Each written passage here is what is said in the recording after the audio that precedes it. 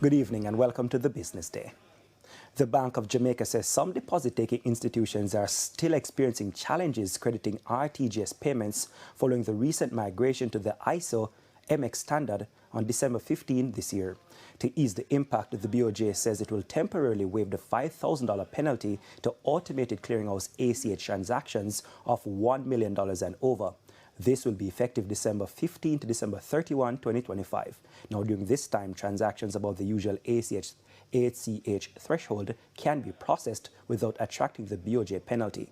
Normal ACH transactions fees charged by banks and other deposit-taking institutions still apply.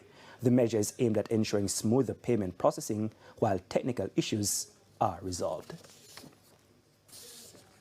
Jamaica's import bill continued to outpace export earnings during the first 8 months of the year. Now, according to new data released by the Statistical Institute of Jamaica, Statin, total spending on imports for the period January to August 2025 amounted to just over $5.1 billion. This represents a 3.7% increase compared with the same period last year. This was driven mainly by higher imports of raw materials and intermediate goods, as well as consumer goods.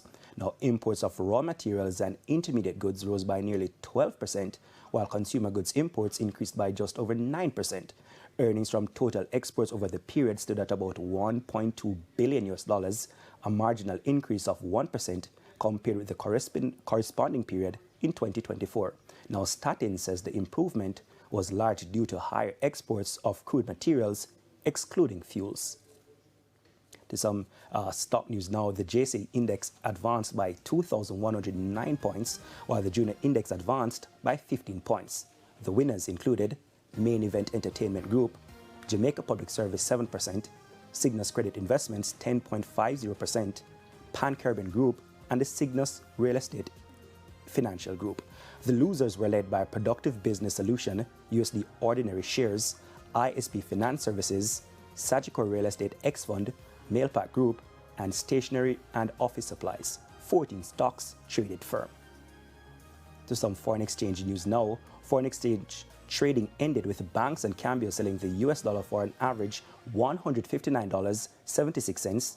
The Canadian dollar is being sold for $117.18.